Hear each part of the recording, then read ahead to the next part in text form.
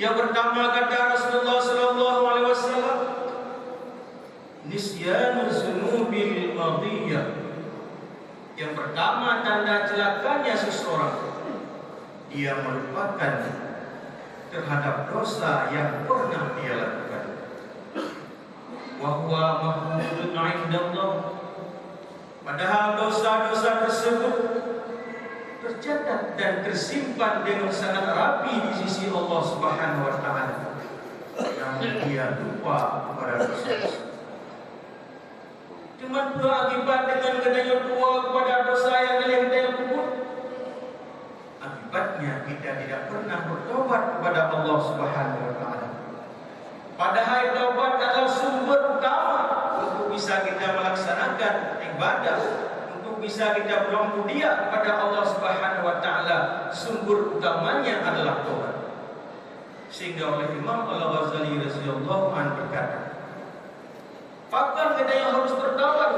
Li amrani," kata beliau, karena ada dua perkara, dua sebab, adapun karena dua faktor. Kedua faktor tersebut, yang pertama, liyahsulalana taufiqut ta'ah. Dengan kita bertobat daripada segala dosa yang pernah kita lakukan, Allah Subhanahu wa taala akan memberi kekuatan kepada kita supaya kita bisa berbuat ibadah. Tapi hantam pernah ada tobat, bahkan kita melupakan kepada dosa yang pernah kita lakukan, sehingga ada rencana dalam ini untuk bertobat daripada dosa tersebut, maka kita tidak dapat taufik daripada Allah Subhanahu wa taala, sehingga kita yang hati dalam beribadah. Dalam kesimpulan kita yang muda saudara sekalian, pakon kita yang buhon badan daripada beribadah, pakon hana galak belajar pada kebaikan, pakon hana galak tempat pengajian. Itulah disebabkan dosa yang meliputi roh jiwa kita bersama. Yang penyebabnya itu sekalian. Tapi dengan kita bertobat kepada Allah daripada dosa tersebut, sehingga Allah Subhanahu wa taala memberikan kepada kita taufiqut ta'ah. Apa itu taufiqut ta'ah? Suatu kekuatan yang diberikan oleh Allah Subhanahu wa taala kepada kita, sehingga dengan kekuatan tersebut kita bisa berbuat ibadah kepada Allah. Yang pertama sekalian. Oleh yang di dalam hadis yang lain diriwayatkan oleh Imam Al-Bukhari di dalam kitab Abi Jamarah. Apa kata Imam Al-Ghazali? Meriwayatkan daripada hadis Rasulullah sallallahu alaihi wasallam, al-mu'minu yara dzunubahu ka'annahu qa'idun tahtal jabal yakhafu an yaqa' alaihi. Apa yang disebutkan oleh Rasulullah sallallahu alaihi wasallam tanda orang yang beriman? Mereka melihat kepada dosa yang pernah dia lakukan seolah-olah dia berada di bawah sebuah bukit, sehingga bukit tersebut kapan-kapan bisa runtuh menimpa padanya. Sedemikian takut orang yang beriman terhadap dosa yang telah pernah dia lakukan. Kemudian sebaliknya al-fajir, orang yang maksiat, yang selalu di dalam maksiat, yang tidak pernah bertobat daripada dosa, yara dzunubahu ka'annahu zubabun tahtal anfi, ka'annahu zubabun fawqal anfi.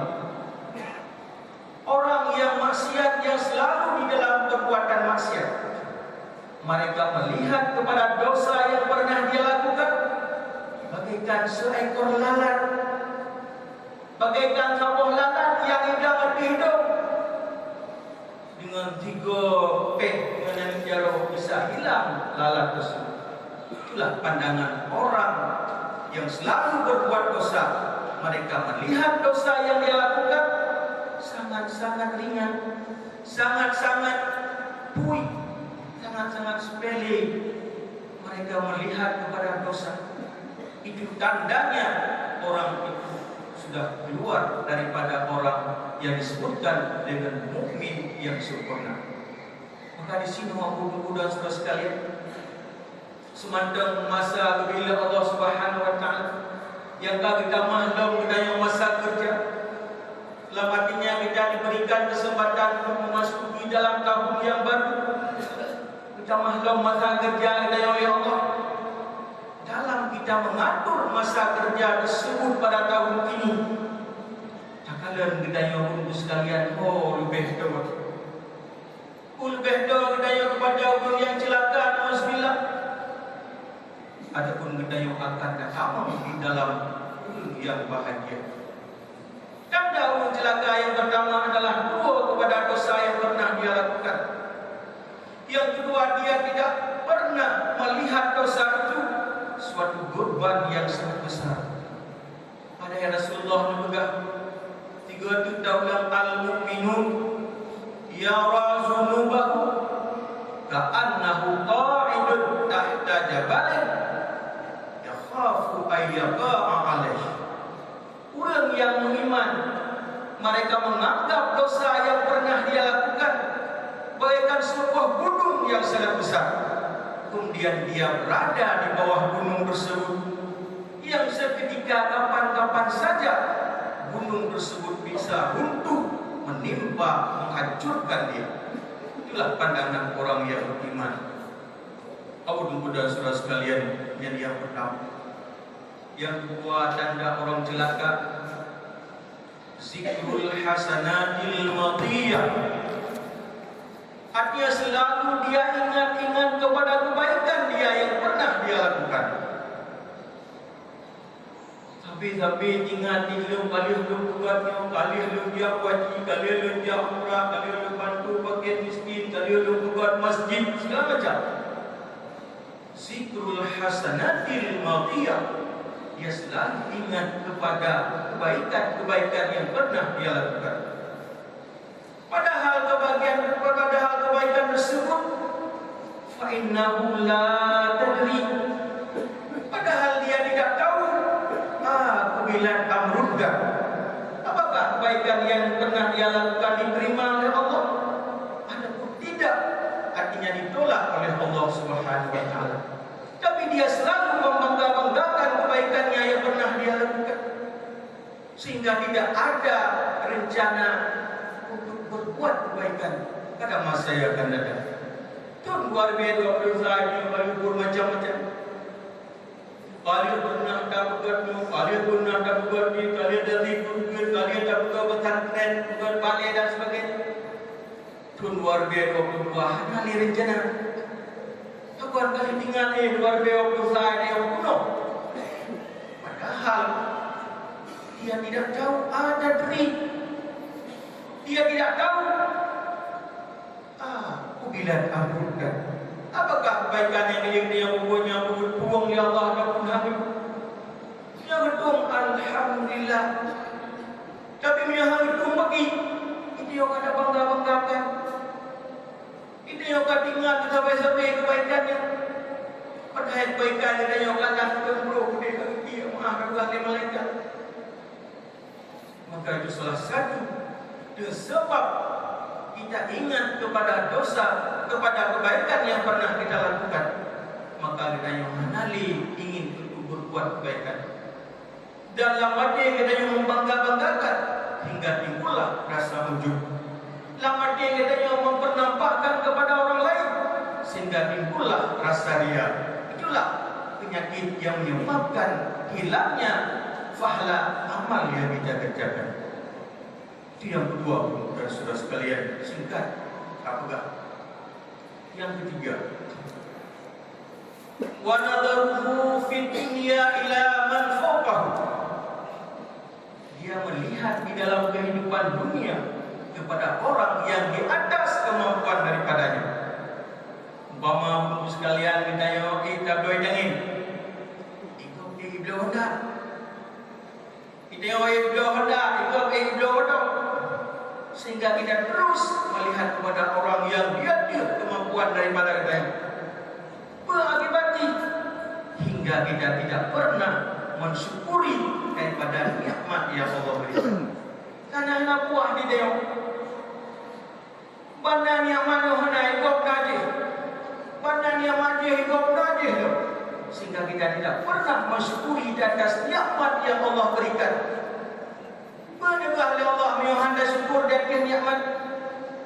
La in syakartum la azidannakum wa la in kafartum inna 'adzabi lasyadid. Apabila kita berkata mensyukuri dan nikmat Allah berikan, iman baru kita syukur dengan kita melihat kepada orang yang di bawah kita. Dia naik dengan ini kau bilang apa? Alhamdulillah. Naik tabloid dengan dia naik dengan dia tabloid alhamdulillah. Tabloid Honda yang pandang ngejak ni jangan. Apa dengan setiap nikmat yang datang kepada kita puas dengan pemberian Allah Subhanahu wa taala sehingga kita mensyukuri di atas nikmat tersebut. Yang keempat, saudara sekalian, wa nazaruhu ila man tahtahu ila man dunahu fid din. Artinya dia melihat kepada orang yang di bawah kemampuan daripadanya dalam hal agama. Oh, dia niat jak menjadi masjid dan ni yang boleh gapai. Ya. Tidak berbeza. Orang tidak berani yang tak isi macam ide apa kafe. Kita aku ajak masjid. Pak isi ide lanjang boleh, pun lanjang boleh. Aku ajak dia mengasah. Artinya melihat kepada orang yang di bawah daripada orang lain dalam hal ibadah. Artinya membandingkan ibadah kita dengan orang yang lebih rendah daripada kita. Itulah tanda orang itu adalah celaka, kata Rasulullah SAW. Sebaliknya tanda orang bahagia. Yang pertama, siklus sunubil masyarakat, artinya selalu mengingat kepada dosa yang telah pernah dia lakukan sehingga segera dia bertobat kepada Allah Subhanahu wa taala. Yang kedua, nisyanul hasanatil madiyah, dia melupakan daripada kebaikan-kebaikan yang pernah dia lakukan sehingga dia ingin terus berbuat kebaikan. Karena apa yang telah dia lakukan kebaikan sebelumnya dia sudah melupakan.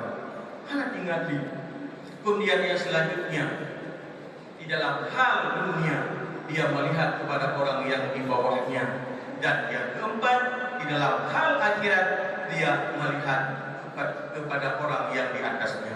Ikaw pakan ilung bakanai, ikaw sabi ti padang ilung pajuhu sama ti hedo ti kadang ilung na tamah lo ikaw pada tamah bakan ikaw dia unjit pakai ilung hai pakan ikaw pijak nasah yang berjamaah pakai ilung han. Selalu membandingkan ada hal yang menyangkut dengan agama dengan orang yang di atasnya. Aku nigopi sabi-sabi. Tetapi orang yang celaka dia membandingkan dalam hal agama kepada orang yang lebih rendah daripadanya. Abu Duku dan saudara sekalian, keempat tanda celaka yang disebutkan oleh Rasulullah dan juga keempat tanda bahagia.